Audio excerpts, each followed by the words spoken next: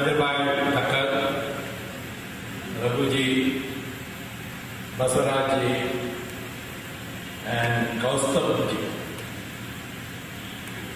यहाँ हुबली के आदरणीय नागरिकों, मैं पहले यूथ अगेंस्ट करप्शन को धन्यवाद देता हूँ कि उन्होंने मुझे ये अवसर दिया है यहाँ 2G स्पेक्ट्रम के बारे आपको वास्तविकता बताएं। मैं अपने भाषण को 3 हिस्से में बांटूंगा। पहला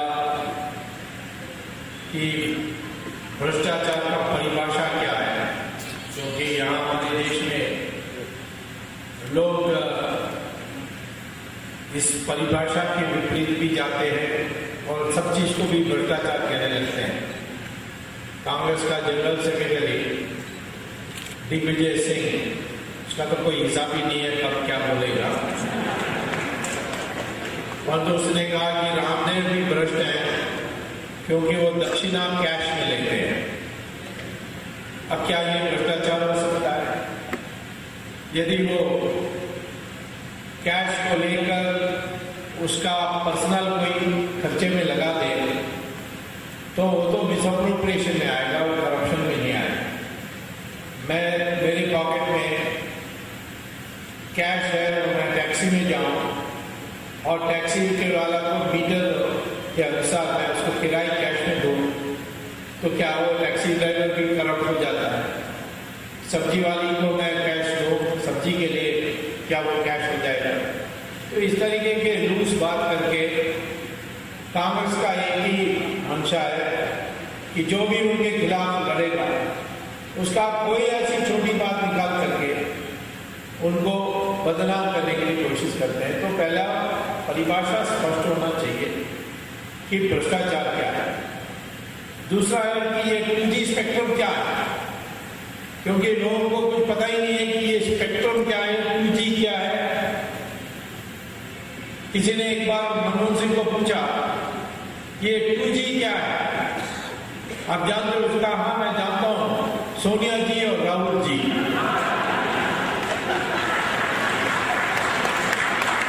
उससे ज्यादा उनको जानने की भी जरूरत नहीं है।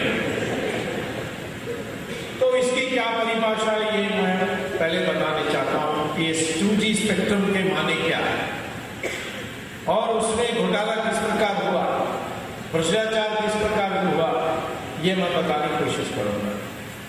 और आखिर में मैं ये कहूंगा, बताऊंगा कि इसका इलाज क्या है, और इलाज इसीलिए ढूंढना है कि ये बुरा क्या है इसमें। आपको तो मोबाइल सर्विसेज मिल रही है, अब 2 मंत्री और 6 लोगों के बीच में कुछ सौदा हो जाए तो आपका क्या नुकसान होता है, इस देश का क्या नुकसान होता है? जब तक आपको सर्विस मिल जाए, अच्छी तरीके से मिल जाए, टेलीकॉम की रेवोल्यूशन हो जाए। तो ये तीसरी बात मैं आपको बताना चाहता हूं। पहला मैं आपको ये कहना चाहता हूं कि करप्शन माने भ्रष्टाचार, भ्रष्ट आचार को भ्रष्टाचार की संधि है। यह भ्रष्टाचार कब होती है? हमारे विधि के अनुसार जब एक सार्वजनिक पद का दुरुपयोग होकर अपने के लिए या किसी और के लिए फायदा पहुंचाना, जो नाजायज है या विधि के विरुद्ध है या वो सार्वजनिक हित में नहीं है, इसको हमारे प्रिवेंशन ऑफ करप्शन एक्ट में परिभाषा दी गई है। और इसीलिए उसी मापदंड के अनुसार हमें आज ये 2G स्पेक्ट्रम को देखना है।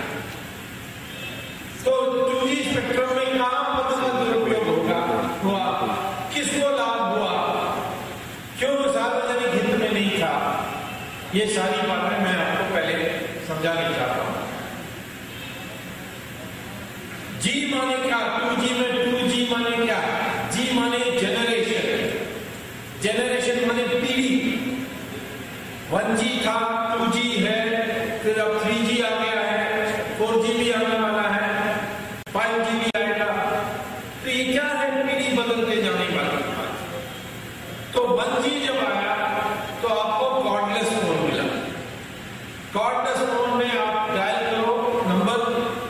वायर के बिना वायरलेस ये आपकी वाणी जाएगी, यानी वो नंबर जो आपने पंच किया वो जाएगा और जिसका टेलीफोन है वो बजेगा और वो फोन उठा करके आपसे बातचीत कर सकता है। इसमें और कुछ नहीं कर सकते, सिर्फ टेलीफोन कर सकते हो तार के बिना। इसको 1G कहते हैं। और इसकी जो वायरलेस में जो आकाश में जो आपकी वाणी जाएगी वो साइकिल में जाती है, लंबी साइकिल। उस एयरवेव्स को 1G में कहते हैं। 2G माने सेलुलर फोन, मोबाइल फोन। उसमें आप फोन उठाकर डायल करोगे, वायरलेस माने कोई तार नहीं होगी, उसके अनुसार आपकी दूसरे की जिसके पास मोबाइल सेट है वो घंटी बजेगी, पर तो SMS भी भेज सकोगे, ईमेल भी भेज सकोगे, चित्र भी भेज सकोगे। और इसका जो साउंड वेव है वो ज्यादा साइकिल में जाती है। फिर तीसरी पीढ़ी 3G, उसमें आप फोन कर सकते हैं, आप SMS भेज सकते हैं, ईमेल भेज सकते हैं, चित्र भेज सकते हैं और आप वीडियो भी भेज सकते हैं आपका। जैसे आप फोन कर रहे हो तो जो उठाएगा वो देखेगा, वो आपको देख सकता है और आप उसको देख सकते हैं। ये 3G में है। 4G में और भी एडिशनल इंफॉर्मेशन, मोटे मोटे 700-800 पेज की पन्ने के डॉक्यूमेंट भेज सकेंगे। और इसका जो 3G का उसमें और भी साइकिल्स होते हैं और ये सारे आकाश में उसको भेजना है और इस आकाश में टक्कर ना हो जाए, इसीलिए उसको आकाश को बांटना होता है। और जो भी हिस्सा आप बांटोगे, जो भी चैनल बनाओगे, उसका नाम स्पेक्ट्रम होता है। और ये स्पेक्ट्रम में और भी चीजें, डिफेंस मिनिस्ट्री की भी वायरलेस चलती है, दूसरे देशों की भी होती है। इसमें सब समझौता करके आपको करना पड़ता है। तो मैं आपसे पहले ये कहना चाहता हूं कि स्पेक्ट्रम एक सीमित साधन है। आकाश लगता होगा कि अमित है, परंतु आकाश में इतने लोग वायरलेस वेव भेज रहे हैं, तो इसके लिए टक्कर ना हो, इसीलिए चैनल बांटनी होती है। वो चैनल वो स्पेक्ट्रम है और वो सीमित होने के कारण उस जितना डिमांड बढ़ता है उतनी स्पेक्ट्रम की भी डिमांड बढ़ती है और इसलिए उसकी दाम भी बढ़ते जाती है। तो श्री राजा बने टेलीकॉम मिनिस्टर और उन्होंने ये तय किया कि अब नए एप्लीकेशन मंगवाएंगे 2G के लिए, क्योंकि 2003 में इंडियन गवर्नमेंट में भी 2G का चला, परंतु उस समय मार्केट बहुत छोटा था। 2001 में भी चला, उस समय बहुत छोटा था। उस समय मोबाइल सेट सिर्फ 4 करोड़ थे और 2008 में मोबाइल सेट्स हमारे देश में 70 करोड़ हो गए, तो 70 करोड़ हो गए, 700 मिलियन। तो बड़ी मार्केट होगी, बड़ी डिमांड हो गई। तो उसने कहा कि अब नए लोगों को लाना है, पुराने जो चंद लोग थे पर्याप्त नहीं है, नए लोगों को के लिए दरवाजा खोलनी है। तो उसने कहा कि लाइसेंस जो भी दे, लाइसेंस मांगने के लिए एप्लीकेशन दे। ये उसने 3 सितंबर 2007 को उसने बोला, मैंने ऐलान किया, तो बड़े एप्लीकेशन आने लगे। और राजा के उस समय दिमाग ये था कि मेरे 2 कंपनी जो विशेष हैं उसको तो दिलवाना है। एक ही समस्या थी कि ये दोनों कंपनी जो थे ये टेलीकॉम कंपनी नहीं थे, रियल एस्टेट कंपनी थे। इनका कोई योग्यता नहीं, कुछ नहीं, सिर्फ टेलीकॉम कंपनी और रियल एस्टेट कंपनी होते हुए जब राजा एनवायरमेंट मिनिस्टर था तो उनका खूब उन्होंने खिलाया पिलाया, तो उसको देने के लिए उसने फैसला की। तो उनको कैसे लाया जाए ये उसके दिमाग में चल रहा था। तो उसने पहले कहा कि एप्लीकेशन आए और देखा खूब एप्लीकेशन आने लगे। तो सडनली उसने 25 सितंबर को कहा 25 सितंबर सुबह को एक प्रेस रिलीज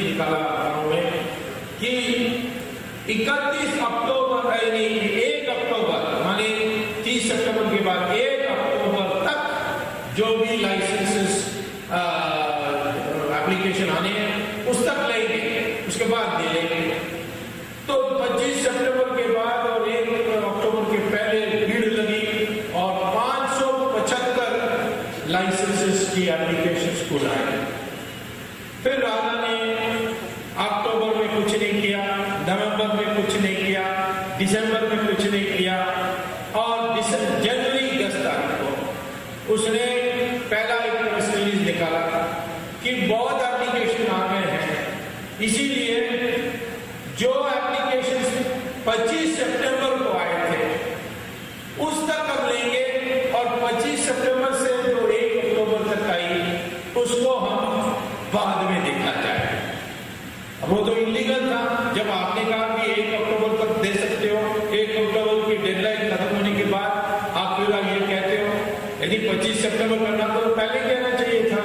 तो ये एक इश्यू बन गया, first come first serve policy, पहले आओ पहले पाओ का जो पॉलिसी थी, ये इसने जानबूझकर बदल दी कि जो सितंबर 25 को आए उस तक लेना है। और उसने सितंबर 25 क्यों रखा?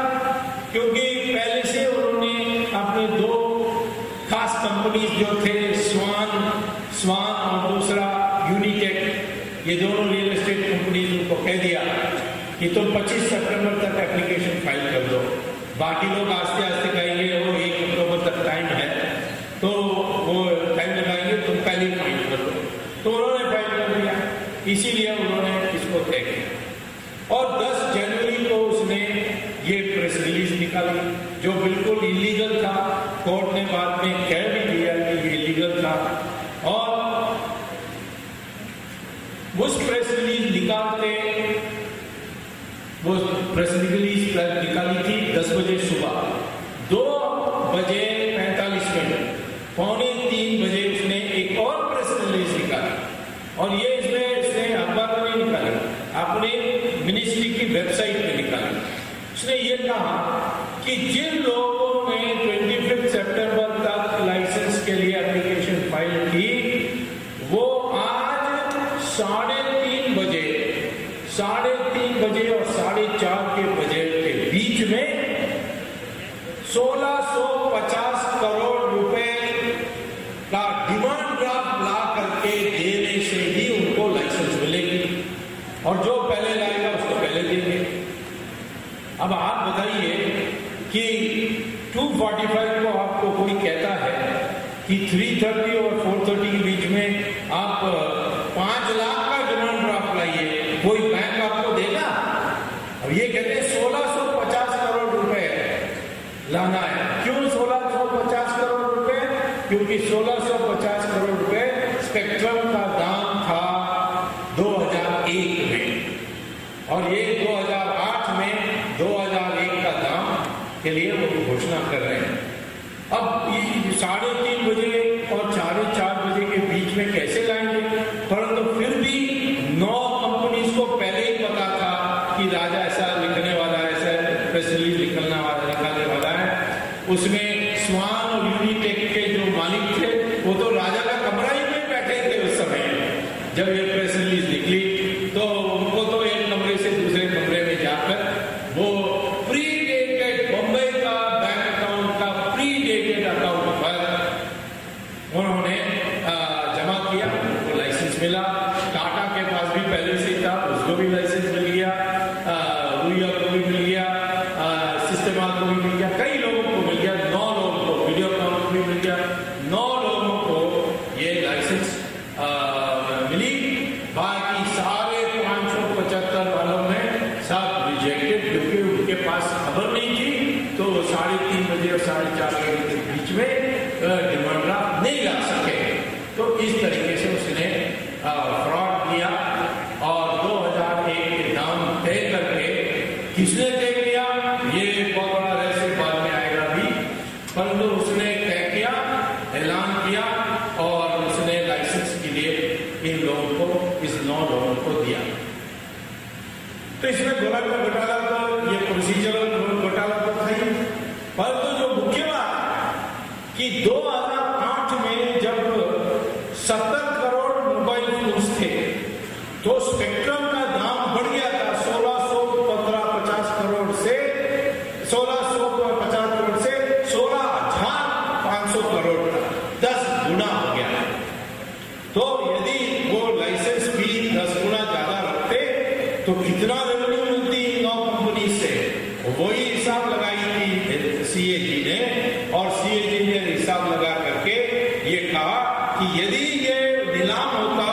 तो 10 गुना दाम पर बिकता, और यदि ये 10 गुना दाम पर बिकता तो फिर सरकार को अतिरिक्त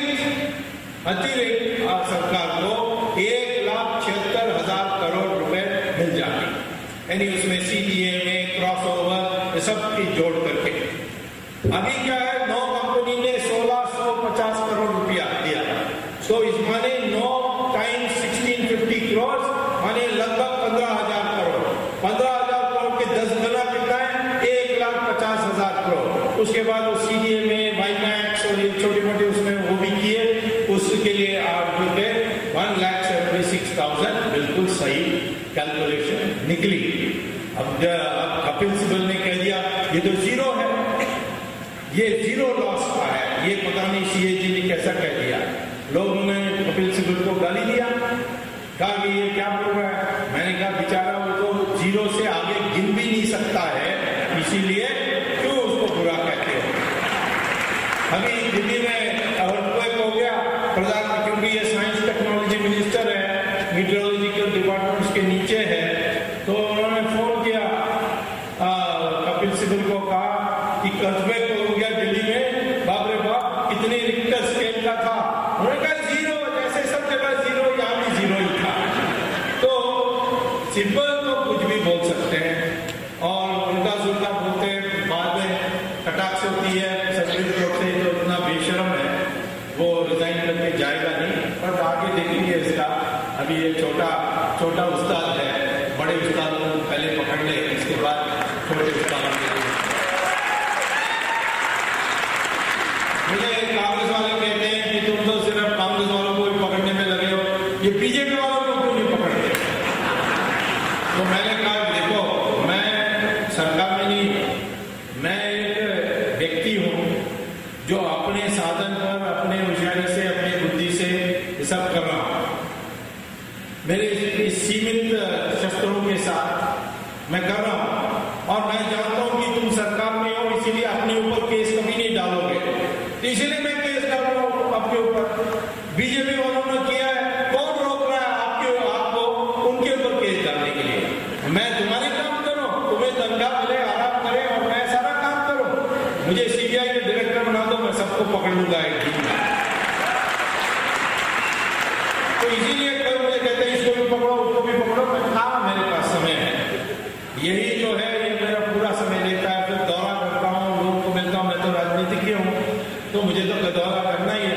इस सब समय में मैं एक को पकड़ के आ रहा हूँ, और एक को पकड़ के अंत तक ले जाऊंगा, किसी को छोड़ने वाला नहीं हो, तो बहुत ऊपर जाने वाला है। तो ये हुआ कि दाम तय हुआ 2001 में, और लाइसेंस मिली 9 लोगों को, और उन्होंने खूब लोगों ने कमाया, क्योंकि जिन लोगों को लाइसेंस मिली उन्होंने सर्विस नहीं शुरू किया, उन्होंने जाकर विदेशी कंपनी को बेच दी। जैसे ये स्वान कंपनी और ये यूनिटेक है, स्वान ने बेच दी एटिसलाट को, और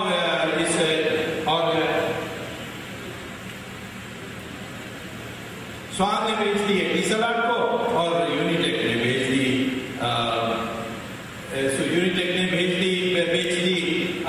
टेलीनॉर को, जो नॉर्वेजियन कंपनी है। इन दोनों कंपनी के बाद हमारे होम मिनिस्ट्री ने, जब वो शिवराज पाटिल थे मंत्री, तब उन्होंने लिखकर दिया था ये दोनों कंपनी हमारे लिए अच्छा करना है, यानी हमारे लिए राष्ट्रीय सुरक्षा का खतरा कंपनी का है, क्योंकि एटिसलाट पाकिस्तान की कंट्रोल में है, ISI के कंट्रोल में है, और यदि ये बेचकर यहाँ हिंदुस्तान के अंदर आ जाएंगे, तो ये हिंदुस्तान के अंदर आ जाने के बाद यहाँ ISI के लोगों को टावर लगाने के लिए, इक्विपमेंट लगाने के लिए, कंपनी चलाने के लिए आउटपुट घुसा देंगे। तो इसीलिए इनको आने नहीं देना चाहिए। फिर भी राजा ने लाइसेंस दिया, और इनको अनुमति दिया कि लाइसेंस लेते ही जाकर बेच दो। कितने गुना पर बेचा? 8 गुना दाम पर बेचा। लाइसेंस मिला 1650 करोड़ रुपए में, उन्होंने खर्चा सरकार को दिया 1650 करोड़, और उस लाइसेंस को बेच दी उसने एटिसलाट को, स्वान ने, और उसने 8 गुना दाम कमाया। माने 1600 करोड़ के 8 माने लगभग 14,500 करोड़ उसने बेचा, उसे कितना लाभ हुआ, वैसे ही इसने भी बेचा, यूनिटेक ने भी, टाटा ने डोकोमो को बेच दिया, ये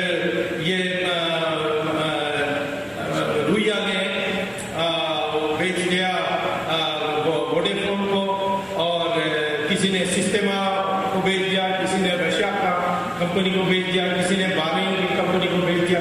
सबने 8 गुना 9 गुना, टाटा ने तो 13 गुना कमाया, क्योंकि टाटा के पास पहले से बनी हुई टावर्स थी, इक्विपमेंट थी, सब थी। ये स्वान के पास कुछ नहीं था, सिर्फ जमीन था और कुछ नहीं था, और यूनिटेक के पास भी जमीन था और कुछ नहीं था। तो उनको 8 गुना मिला, टाटा को 13 गुना मिला, किसी को 20 गुना मिला। तो इस कुल मिला करके इन लोगों ने खूब कमाया। तो ये कंपनी बड़े प्रसन्न हुए और उन्होंने राजा को रिश्वत में पैसा दिया। रिश्वत में कितना पैसा दिया? 60,000 करोड़ रुपए, 60,000 करोड़ रुपए। अब ये साइकिल में आता था, 15 साल पहले मैंने देखा है मद्रास में, साइकिल में घूमता था। ये छोटा एक शहर पेरम्बलूर से है, साइकिल में छोटा मोटा जो वकील था उसको उठा करके पद में बैठा दिया इसने, और सोनिया गांधी को 36,000 करोड़ रुपया दिया। अब जो माने कि सोनिया गांधी असली रहनुमा थी राजा की, इसलिए प्रधानमंत्री को भी हिम्मत नहीं हुई राजा को कहने के लिए। चिट्ठी लिखा प्रधानमंत्री ने कि नीलाम करो, उसने चिट्ठी जवाब दिया राजा ने, है तो कौन होता है मुझे पूछने वाला, मैंने फैसला कर दिया है कि इसको हम इसी दाम पर देंगे, और ये चुपा है प्रधानमंत्री। तो अब लोग कहते हैं प्रधानमंत्री को भी पकड़ के अंदर करो ना। मैंने कहा तो ये चल जाएगी तो कौन आएगा इसकी जगह में? राहुल बुद्धू आएगा, उससे हमारे जो और बुरा हाल होगा। तो अभी इसी को रहने दो, जब यूपीए को साथ उखाड़ सकते हैं तो उस समय मनमोहन सिंह भी चले जाएंगे, कोई इतराज नहीं, पर तो अकेला इसको भेजना हम नहीं करेंगे, क्योंकि इसके जगह में कौन आएगा वो मुझे पता है। इसीलिए देश के हित में उसको अभी रहने में कोई हर्जा नहीं। तो ये 36,000 करोड़ सोनिया गांधी को दिया, फिर तो 36,000 करोड़ और 15,000 करोड़ जोड़ो तो हो गया 51,000, और फिर उसमें जोड़ो 4,000 राजा का हिस्सा, 55,000 करोड़ रुपया। बाकी 5,000 करोड़ कहाँ गया? वो मैंने पता किया, तो पता किया ये चिदम्बरम के पास गया। तो मैंने कहा ये चिदम्बरम कहाँ आ गया? करुणानिधि जी समझ सकते हैं पार्टी का अध्यक्ष है, सोनिया गांधी समझ सकते हैं यूपीए का अध्यक्ष है, ये चिदम्बरम कहाँ से आ गया? तब मुझे विचार करने का मौका मिला, जांच करने का मौका मिला। तो तब मैंने रिकॉर्ड्स देखने लगा, और रिकॉर्ड में ये निकला कि 2003 में एनडीए गवर्नमेंट ने एक प्रस्ताव पास किया था 2003 में। उसमें क्या पास किया था कि ये जो स्पेक्ट्रम का दाम तय करने की बात है, ये टेक्निकल बात है, और इसमें कैबिनेट में कोई चर्चा होने से कोई फायदा नहीं। चिदम्बरम थे तो आगे इन दोनों ने तय किया, तो राजा ने कैसा तय किया? फिर मैंने रिकॉर्ड ढूंढने लगा, कई रिकॉर्ड गायब थे। तो फिर मुझे मैंने अपने, मेरे बहुत दोस्त होते हैं गवर्नमेंट में, लोग पूछते हैं कहाँ से ये सब निकालते हो? हमारे दोस्तों ने देते हैं, मैं अपने दोस्तों को छिपा के रखता हूँ, दुश्मन को खुलासा करता हूँ। बाकी लोग तो उल्टा करते हैं, दोस्तों को खुलासा करते हैं, दुश्मन को छुपा के रखते हैं, नाम छुपा के रखते हैं। तो मैंने दोस्तों से पूछा, उन्होंने कहा हाँ ये दोनों मिलते थे, 4 मीटिंग की, उनका मिनट्स भी है, और मिनट्स का कॉपी मिल गया मुझे। 4 मीटिंग हुई चिदम्बरम और राजा के बीच में, और चारों में चिदम्बरम राजा को सिखा रहा है कैसा करना है, क्या 2001 के प्राइस में फिक्स करो। फिर ये जो कंपनी, अच्छा इतना बुरा नहीं होता कि 16,050 करोड़ में देते, क्योंकि फिर कह सकते हैं कि टेलीकॉम का सर्विसेज सस्ते दाम पर दे सकते हैं, परंतु जब आपने उनको बेचने के लिए मौका दिया तो फिर ये सस्ता का सवाल क्या है? यानी आप स्मार्ट टेलीकॉम को लाइसेंस सस्ते दाम पर दो और वो महंगे दाम पर बेच दे, तो सरकार सीधा महंगे दाम पर बेच सकती थी। क्यों ये इस रूट से इनको कमाने के लिए मौका दिया? तो फिर मैंने देखा ये कैसा अलग है, क्योंकि रूल था कि लाइसेंस मिलने के बाद 3 साल में आप किसी को बेच नहीं सकते हो, लाइसेंस भेज नहीं सकते हो। तो फिर ये कैसा हो गया? तो फिर मैंने फाइल खोला और फाइल में देखा कि एक नोट लिखा है राजा ने। उसने कहा है कि मुझे कंप्लेंट आई कि ये टिसलाट और टेलीनॉर ने लाइसेंस खरीदने का फैसला किया है, परंतु 3 साल का बार है, ये इसमें ये इसलिए परमिशन नहीं दी जा सकती थी, ऐसा मुझे लगा। परंतु चिदम्बरम ने मुझे समझाया कि प्रतिबंध है लाइसेंस बेचने के लिए, परंतु तुम कंपनी बेचने के लिए दो परमिशन और उसमें लाइसेंस भी चले जाएंगे, तो हमारा दोष कैसा हो सकता है? देखिए, चिदम्बरम वकील है और चोर है, तो चोर वकील चोर बन जाएगा तो बाप बेचोर हो जाता है। उसने ऐसा रास्ता उसको दे दिया, कंपनी बेचने दो। तो राजा ने हिंदू में लिख दिया कि चिदम्बरम ने मुझे समझाया कि ऐसा हम कंपनी को बेचने के लिए अनुमति दे देंगे तो फिर तो लाइसेंस चले जाए नहीं चले जाए, ये हमारा कसूर नहीं है। तो ये होते मैंने फिर सोचा कि अब ये मामला राजा ने अकेला नहीं किया है, तो मैंने कोर्ट में पहले तो उस समय थोड़ा व्यस्त था कि राजा के बाद बंदी मुड़ी ने खूब पैसा कमाया तो उसको भी अंदर करने के लिए फिर पता लगा कि जब राजा के पहले ये महाराज था इसने में कई बदमाशी की, उसको भी अंदर करने के लिए कार्रवाई करनी थी। होने के बाद फिर मैंने चिदम्बरम का शुरू किया और मैंने ट्रायल कोर्ट में क्योंकि मेरा अलग से केस चल रहा है, ये भी अभूतपूर्व है, क्योंकि नॉर्मली एक पिटिशन कंप्लेंट फाइल करोगे कोर्ट में तो कोर्ट फिर किसी पब्लिक प्रोसिक्यूटर को अपॉइंट करती है उस केस को चलाने के लिए। मैंने कोर्ट में जाकर कहा कि मुझे पब्लिक प्रोसिक्यूटर बनाओ, तो जज ने कहा तुम्हें कैसे बना सकते हैं, आपके लिए तो कोई प्रावधान नहीं है, ये तो सीआरपीसी में लिखा है कि सिर्फ गवर्नमेंट वकील पब्लिक प्रोसिक्यूटर बन सकते हैं, आप कैसे बन सकते हैं? तो मैंने कहा वो तो सीआरपीसी में, ये तो प्रिवेंशन ऑफ करप्शन एक्ट में देखना चाहिए, सेक्शन 5 पढ़िए, उसमें लिखा है कि जो कंप्लेंट देता है वो पब्लिक प्रोसिक्यूटर भी बन सकता है, कोर्ट उसको नॉमिनेट कर सकता है। तो फिर जज ने कहा कि मुझे पढ़ के सुनाओ, मैंने पढ़ के सुनाया तो उन्होंने कहा कि अभी तो किसी ने ये मुझे बताया नहीं, हमारे देश में कानून बहुत है ऐसा, इसीलिए हम आजादी को कहते हैं नए कानून बने जन लोकपाल में बहुत अच्छा, कल तो वो बनने तक चुप नहीं बैठना है। इसी के कानून आज के वर्तमान विधि व्यवस्था में कार्रवाई कर सकते हैं, आस्ते भले हो परंतु कर सकते हैं, वो भी करते जाना चाहिए, ये मैंने उनसे कहा था। हम दोनों माना नहीं जन लोकपाल दिन आने तक हम अनशन करेंगे, ये करेंगे वो करेंगे। इतना फर्क है हमारी और अन्ना हजारे की कि हम समझते हैं कि आज के वर्तमान कानून में भी हम कार्रवाई कर सकते हैं। तो मुझे पब्लिक प्रोसिक्यूटर बना दिया मेरे केस में, सीबीआई अलग से चला रही है और मैंने कहा कि हम डुप्लीकेट नहीं करेंगे, सीबीआई राजा को प्रोसिक्यूट करना तो मैं राजा के लिए प्रोसिक्यूशन अभी रोक कर रखा हूँ, क्योंकि मैंने कहा सीबीआई क्या करता देखता हूँ, और सीबीआई को छोड़ दे तो मैं अपना उसमें जोड़ देता हूँ। तो सीबीआई ने चिदम्बरम को छोड़ दिया। क्यों छोड़ दिया? क्योंकि चिदम्बरम साहब होम मिनिस्टर हैं और सीबीआई के सारे ऑफिसर आईपीएस हैं, उनका कॉन्फिडेंशियल रिकॉर्ड जो प्रमोशन के आधार बनती है वो सब होम मिनिस्ट्री तय करती है। चिदम्बरम खुद लिखता है, सबका करियर खराब कर सकता है। तो ये सारे सीबीआई ऑफिसर्स कहते हैं ये तो महादुष्ट आदमी है, ये इससे हमें छुटकारा मिलने के बाद इसको हम सबक सिखाएंगे।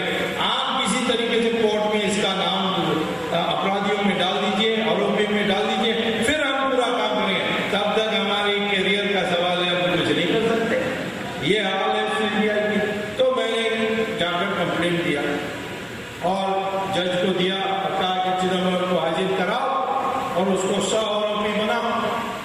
तो बहुत लंबी बहस चली, 1 महीने चली, 4-5 हियरिंग्स हुए, दस्तावेज सारे मैंने पेश की और जज ने आखिर में कह दिया नहीं, चिदम्बरम को सह आरोपी बना नहीं सकते। अब क्यों था ये अभी मैं बताऊंगा, परंतु मैंने सुप्रीम कोर्ट में जाने जिसकी सुनवाई सुप्रीम कोर्ट में हुई। अब ये कभी हमारी विधि व्यवस्था में होती है। मैंने लाइसेंस कैंसिल करने के लिए मांगा था दिल्ली हाईकोर्ट से, दिल्ली हाईकोर्ट ने रिजेक्ट कर दिया मेरा पिटीशन को। फिर मैं सुप्रीम कोर्ट गया, वहां जीत गया। फिर मैंने राजा के खिलाफ मुझे सैंक्शन प्रधानमंत्री नहीं दे रहे, इसलिए प्रधानमंत्री को नोटिस भेजिए, वो मैंने हाईकोर्ट को कहा, उन्होंने रिजेक्ट कर दिया था। सुप्रीम कोर्ट गया, सुप्रीम कोर्ट ने प्रधानमंत्री को नोटिस भेज दिया। तो इसीलिए इसमें कोई निराश होने की बात नहीं है कि इसने ट्रायल कोर्ट ने ऐसा क्यों किया। तो मैं सुप्रीम कोर्ट में जा रहा हूँ, गया हूँ सुप्रीम कोर्ट में 16 तारीख को बहस करूंगा। क्या बहस करूंगा? अब देखिए, ये ट्रायल कोर्ट का जज का मंशा क्या था मैं नहीं जानता हूँ। उन्होंने 70 पैराग्राफ की ऑर्डर दी, उसमें 68 पैराग्राफ मेरे फेवर में, आखिर में वो कुछ और कहते हैं। ये 68 पैराग्राफ में कहते हैं कि स्वामी ने सिद्ध कर दिया, मोटी बात मैं बता रहा हूँ, सिद्ध कर दिया कि राजा ने अकेला फैसला नहीं किया, तो चिदम्बरम के साथ मिलकर के दाम तय किया 2001 का, जैसे 2003 की कैबिनेट रेजोल्यूशन के अनुसार ये दोनों मिले, 4 बार मिले और चारों बार चिदम्बरम ने जिद किया कि 2001 का दाम होना चाहिए। ये स्वामी ने सिद्ध कर दिया, पहली बात उसने कहा। फिर दूसरी बात कहा कि स्वामी ने ये भी सिद्ध कर दिया है कि राजा को समझाया चिदम्बरम ने कि इन कंपनीज को लाइसेंस मिलने के बाद वो विदेशी कंपनी को बेच सकते हैं 3 साल के पहले ही, ये कहकर कि कंपनी बिक सकता है, लाइसेंस उसके साथ चले जाए तो कोई फर्क नहीं पड़ता। ये भी चिदम्बरम ने समझाया, ये भी सिद्ध कर दिया स्वामी ने। लेकिन स्वामी ने ये सिद्ध नहीं किया कि चिदम्बरम ने क्रिमिनल माइंड से ये सारे किया, हो सकता है कि अनजाने दे दिया होगा, ये सारा उसमें लिखा है। अब मुझे आश्चर्य होता है, ये तो कहां से, पता नहीं क्यों इन्होंने ऐसा लिख दिया। हो सकता है कुछ और भी काम हो सकते हैं, क्योंकि क्रिमिनल लॉ में मंशा, जो उसको मंजरिया कहते हैं, मंजरिया, ये सिद्ध कब करोगे? ट्रायल में करोगे। पहले उनको बुलाना होगा, उसके क्रॉस एग्जामिनेशन होगी, विटनेसेस आएंगे, सबूत और पेश होंगे।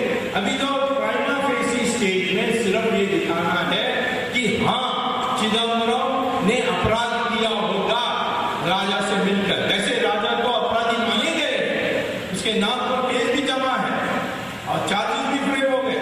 इतना ही दिखा, ये तो जज खुद मांग रहा है कि मैंने दिखा दिया कि जहां अपराध हुआ और दोनों इकट्ठे थे, दोनों एक मन के थे, तो हो गया केस। अब तो आगे कन्विक्शन के लिए, ट्रायल के लिए और उसको सजा देने के लिए जब ये शुरू होगी, तब मुझे बताना होगा कि इसने जानबूझकर किया, जानते हुए कि गलत है। ये तो उस पर करना है। और प्रिवेंशन करप्शन एक्ट में सेक्शन 13(1) डी पार्ट 3, इसमें लिखा है कि यदि एक सार्वजनिक पद में, any person in public office, यदि वो किसी और को लाभ पहुंचाने के लिए कोई कदम उठाता है और ये राष्ट्र हित में नहीं है, ये सार्वजनिक हित में नहीं है, जनता के हित में नहीं है, तब वो अपराधी है और 7 साल की सजा उसको मिलनी चाहिए। ये लिखा है प्रिवेंशन करप्शन एक्ट में। इसमें क्रिमिनल माइंड का सवाल ही नहीं है, इसीलिए तो अलग से एक्ट बनी है। जब मर्डर होता है तो दिखाना पड़ता है कि इसने जानबूझकर उस मंशा के साथ इसकी हत्या की, ये दिखाना होता है, बलात्कार में दिखाना होता है। परंतु वो तो सारे आईपीसी में है और सीआरपीसी के अनुसार चलती है ट्रायल। तो आईपीसी के जो ऑफेंसेस हैं उसमें मेंजरिया माने दिमाग में ये था उसका, ये अपराध करने का ये दिखाना होता है। और ये मुश्किल है करप्शन केस में, इसीलिए तो अलग से करप्शन एक्ट बनी। और करप्शन एक्ट में ये कहा है कि यदि पद का सार्वजनिक पद में रहते हुए, दुरुपयोग भी नहीं, सार्वजनिक पद में रहते हुए किसी और को लाभ पहुंचाएं, जैसे स्वान को पहुंचाया, जैसे यूनिटेक को पहुंचाया, लाभ पहुंचाया, और ये राष्ट्र हित में नहीं है। राष्ट्र हित में तो है ही नहीं, सबको पता है कि 1,76,000 करोड़ की नुकसान हो गई इससे। और सुप्रीम कोर्ट ने मेरे कहने को तो ये तो सिद्ध हो गया कि ये राजनीति नहीं है। ये कैसा जज ने भूल की, क्या भूल करने के लिए कोई दबाव थी, मैं नहीं जानता, बट सुप्रीम कोर्ट में तो मैं पूरा विश्वास करता हूँ कि ये चिदम्बरम को तिहाड़ जेल बनाने की जाने की रास्ता बन जाएगी। अब तिहाड़ जेल का सुप्रीमेंट ने मुझे कंप्लेंट भेजा है। उसने कहा है ये स्वामी जो है ये सिर्फ मद्रासियों को जेल भेज रहा है। तो मैंने कहा तुम्हें क्या बुरा है? तो कहा कि वो आते हैं यहाँ पे मसाला डोसा मांगते हैं, इडली मांगते हैं, हमारी बावर्ची को बनाना जानता नहीं है, परेशान हो गया और तो दुखी है। मैंने कहा कल कोई इटालियन महिला को भेजो पिज्जा मांगेगी तो क्या होगा? उसकी बारी आ रही है। अब पता नहीं मैं पहले जाऊंगा या भगवान पहले आएगा, क्योंकि उसका टर्मिनल कैंसर हो गया पैंक्रियास का। तो भगवान का तो फैसला तो अंतिम होता ही है। और तो ये सोनिया गांधी के पीछे मैं पड़ा हूं, लोग कहते हैं अरे मैं कहाँ पीछे पड़ा हूँ, वो देश का हानि कर रही है तो मुझे तो उसका पोल तो खोलना पड़ेगा। नहीं, वो बेचारी वो साड़ी पहनती है, बिंदी लगाती है, बहू बनने चाहती है और आप उसका विदेशी विदेशी बोलते रहते हो। मैंने कहा ये वेश से तुम्हें बदलना है, गुमराह नहीं होने वाला। रामायण में जब रावण आया वो वेश बदल के आया, वो भगवा पहन के आया और सीधा गुमराह हो गई और अपहरण हो गई। मैं सीधा जैसे गुमराह नहीं होने वाला, मैं इसके असर काटता हूँ। इसने सारी झूठ बोली है। सोनिया जी असली नाम नहीं है, बर्थ सर्टिफिकेट मुझे मिल गया, उसमें तो लिखा है एंटोनिया, तो फिर सोनिया नाम कैसे हो गया? कम से कम बताना चाहिए। फिर इसने कहा कि मैं और बसानो शहर में पैदा हुई हूँ, लेकिन बर्थ सर्टिफिकेट में लिखा है दूर जगह है जर्मन बॉर्डर में, उसका नाम है लुसियाना, वहां मैं पैदा हुई। तो ये जन्म स्थान का भी झूठ। फिर एजुकेशन में उसने कहा,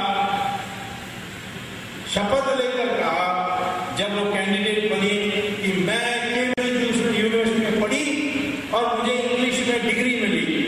तो लोग बड़े प्रसन्न, अरे 5 साल वो लंदन में पढ़कर डिग्री ली, यहाँ ही उसकी भेंट हो गई राजीव गांधी से और दोनों स्टूडेंट्स थे और इसमें इश्क हो गए, प्रेम हो गया, शादी हो गई। पर तो जब मैं गया केम्ब्रिज यूनिवर्सिटी लेक्चर देने के लिए और मैंने ये डिनर के टाइम पर कहा कि सोनिया कब थी यहाँ आपके पास, तो कहा नहीं कभी नहीं थी। तो मैंने कहा ऐसे स्टूडेंट कभी नहीं थी? नहीं, बिल्कुल नहीं थी। मैंने कहा एंटोनिया माइनो के नाम से भी नहीं? नहीं, एंटोनिया माइनो के नाम से भी नहीं। तो मैंने कहा लिख कर दे दोगे? मैंने कहा लिख कर दे देंगे। तो मैंने लिख कर दे दिया रजिस्ट्रार ने कि सोनिया गांधी माइनो, एंटोनिया माइनो, ये सारे नाम जो 4-5 नाम थे मैंने दिया। नाम से कभी स्टूडेंट याद नहीं था। मैंने आगे स्पीकर को दिया, मनोहर जोशी थे उस समय शिवसेना के स्पीकर। मैं कहा ये सोनिया गांधी से पूछो, क्योंकि पार्लियामेंट के बायोडेटा में उसने दिया कि मैं केंद्र से डिग्री ली हूँ और वहाँ कैंडिडेट होते हुए शपथ लिया कि मैं, तो उन्होंने उसको भेजा कि ये स्वामी का चिट्ठी है, उसने केंद्रीय यूनिवर्सिटी का चिट्ठी भी दिया, तो आपका जवाब क्या है? तो जवाब आई कि ये टाइपिंग मिस्टेक हुआ। अरे टाइपिंग मिस्टेक इतना लंबा? मामा फुल स्टॉप एक तो हो सकता है टाइपिंग मिस्टेक, बट डिग्री होते studied in university of Cambridge and got a degree in English, इतना लंबा? तो फिर तो मैंने मनोहर जोशी को कहा कि इसको Guinness book of world record को भेज दो कि longest typing mistake in history. तो ये जो आपको वास्तविकता बताने के लिए तैयार नहीं है, सारी चीजें उसके बारे में झूठ है कि मैं त्याग कर दिया प्रधानमंत्री के पद पे, ये भी झूठ है। क्या हुआ कि 14 मई 2004 को अखबार में आ गया कि सोनिया गांधी कांग्रेस की उम्मीदवार है प्रधानमंत्री के लिए। तो मैंने चिट्ठी लिख दी अब्दुल कलाम को कि ये जो सोनिया गांधी ने लिखी है कांग्रेस पार्टी ने प्रस्ताव किया, ये तो अवैध है, ये तो नहीं हो सकता। और इसमें section 5 proviso section 5 of the citizenship act में एक बंधन है इनके ऊपर। तो मैंने इनको लिख फिर दिल्ली आया। 17 तारीख को मैं टीवी में बैठ के देख रहा था कि राष्ट्रपति ने सोनिया गांधी को 5 बजे आमंत्रित किया सरकार के दावेदार बनने के लिए। तो मैंने कहा कि मेरा चिट्ठी गया वैसे, लेकिन 12:30 बजे मुझे अब्दुल कलाम का फोन आया। कहा कि तो कहाँ हो? मैं 2 दिन से ढूंढ रहा हूँ तुम्हें। तो मैंने कहा कि मैं तो अभी मद्रास से आया, तुरंत आ जाओ। मैंने कहा कब तक? मैंने कहा 12:45 तक। मैंने कहा मैं लंच कर रहा हूँ, लंच के बाद नहीं 12:45 नहीं आओगे तो मत आना। तो मैं फिर भागा, मेरे घर बहुत दूर नहीं है।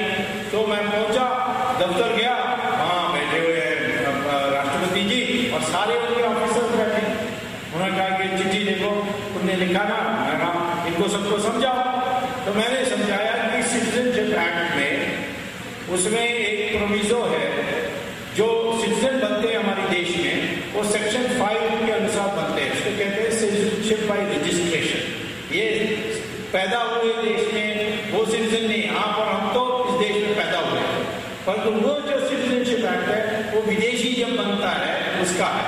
तो फर्क क्या है कि मैं और आप पैदा हुए तो दुनिया में कोई भी यदि हम दूसरे देश की नागरिकता नहीं लेंगे तो हमारी कोई भी सरकार आए हमारी नागरिकता को समाप्त नहीं कर सकते। परंतु जहाँ तक वो सिटीजनशिप एक्ट में जो बनते हैं वो उनका नागरिकता 4-5 कारणों से कभी भी समाप्त कर सकते हैं। परंतु एक प्रोविजो भी है, उसमें ये है कि जो भी विदेशी हमारे देश में नागरिक बनता है वो उसके ऊपर वही अंकुश और रिस्ट्रिक्शंस लगेंगे जो इंडियन के देश में बनने के ऊपर लगता है। इसको कहते हैं रेसिप्रोसिटी क्लॉज। और इटली में आप उस देश में पैदा नहीं होते तो फिर आप उस देश का प्रधानमंत्री बन नहीं सकते।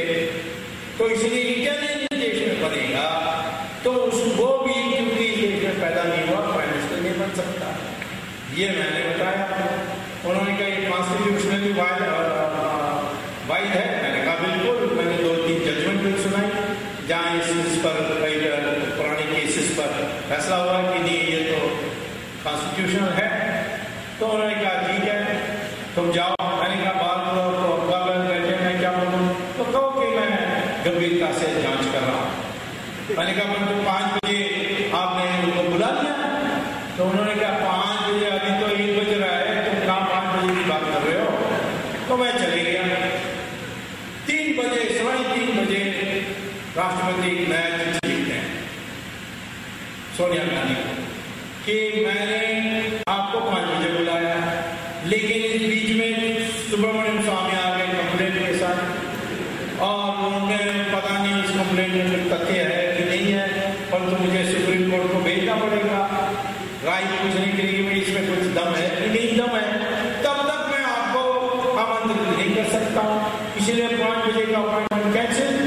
और यदि आपको वैसे भी मुझसे मिलना है तो कल आ जाइए, 10 बजे आ जाइए। ये चिट्ठी किसने मुझे बताया? उस समय 2 लोग उपस्थित थे जब चिट्ठी पहुंचा सोनिया गांधी के पास। उसमें एक मनमोहन सिंह थे, दूसरे नटवर सिंह थे। इन दोनों में से किसने बताया मैं बताऊंगा नहीं आपको। उन्होंने कहा कि आती चिट्ठी ये होने लगी। फिर हम मनमोहन सिंह पे गया 4-5 बजे सारे इकट्ठे हो गए क्योंकि वो ऐलान हुई था कि जाने के पहले MP से मिलकर जाएंगे। तो सारे MP से उसने चिट्ठी पढ़ा, पूरा नहीं पढ़ा, आखिरी लाइन नहीं पढ़ा कि कल आपको 10 बजे मुझे मिलने के लिए आ सकते हैं। तो उन्होंने मनमोहन सिंह ने कहा कि कुछ कारणवश ये व्यस्त हैं राष्ट्रपति, तो आज 5 बजे नहीं कर सकते हैं, तो कल बुला दिया है, तो हम कल जाके मिलेंगे। अब मैं जब निकल रहा था राष्ट्रपति की दफ्तर से उस समय मैंने मेज में देखा सारी चिट्ठियां पड़ी हैं प्रदेश अनुसार गठे। तो फिर मैंने देखा उसमें एक लिखा है मैं सो एंड सो इस निर्वाचन क्षेत्र में इस प्रदेश से चुन के आया हूं और मैं सोनिया गांधी का नाम प्रस्तावित करता हूं। 340 चिट्ठियां ऐसे थी सोनिया के समर्थन में। मैंने फिर उत्तर प्रदेश की जो गुच्छा है उसको देखा, उसको राष्ट्रपति उस समय मेरे तरफ नहीं देख रहे थे तो मैंने जल्दी देखा तो उसमें उत्तर प्रदेश में एक चिट्ठी थी सोनिया गांधी की भी। मैं सोनिया गांधी रायबरेली से निर्वाचित, मैं सोनिया गांधी को प्रधानमंत्री पद के लिए प्रस्तावित करती हूँ। तो झूठ बोलती है ये कि मैं नहीं चाहती थी। तो ये इस राष्ट्रपति को हम बधाई देते हैं, अब्दुल कलाम को, हिम्मत करके इसको रोक दिया। और जब ये 2007 में राष्ट्रपति की चुनाव आई, उस समय क्या हुआ? उस समय सारे अपोजिशन पार्टीज बीजेपी को छोड़कर तैयार हो गए कि इनको दोबारा राष्ट्रपति बनाना है। सोनिया गांधी ने कहा कि कोई भी बन जाए, जियाउल हक भी बन जाए, मुशर्रफ भी बन जाए, बट ये नहीं बन सकता है। और खेल की बात है कि उस समय बीजेपी ने भैरव सिंह शेखावत का नाम प्रस्तावित किया और राष्ट्रपति ने इनको फोन करके कह दिया कि आप इसमें मत लड़िए, बड़ा विवाद हो जाएगा, ये हो जाएगा, हो जाएगा। आगे इस कल की चुनाव की रिजल्ट जैसे मैं अपेक्षा कर रहा हूँ कि कांग्रेस चौथा पोजीशन में होगी, लोग कहते हैं नहीं 5वां पोजीशन में होगी, इंडिपेंडेंस से भी ज्यादा लेने वाले हैं, पता नहीं, तो बुरी हालत देने वाली है। तो ये राष्ट्रपति के चुनाव में ऑपोजिशन का कैंडिडेट बन सकता है। इस बार दोबारा अब्दुल कलाम को भेजने के लिए फैसला करना चाहिए। उन्होंने हिम्मत की। तो ये राष्ट्रपति के लिए मैं ये सारा इसलिए बता रहा हूँ क्योंकि ये सारे जो भ्रष्टाचार है इसके रहनुमा ये है। अभी हमने एक हवाई जहाज खरीदने के लिए फैसला किया फ्रांस से। ये फ्रांस का जो हवाई जहाज है राफेल, ये अभी लीबिया में उसकी बॉम्बिंग की ये सॉर्टीज हुए थे, नेटो फोर्सेस के तरफ से उन्होंने राफेल को भेजा, फिर स्वीडन ने अपने बिगिन को भेजा, फिर यूरो ने कोई टाइफून भेजा, अमेरिका ने F-16 भेजा। ये सब लोगों ने अपना हवाई जहाज भेजा लीबिया को बॉम्ब करने के लिए। और एक एनालिसिस आई है, सबसे महंगा पेट्रोल कंजम्पशन में, ऑयल कंजम्पशन में, मेंटेनेंस में सबसे महंगा राफेल निकलती है। और दुनिया में कोई देश तैयार नहीं हुआ राफेल खरीदने के लिए।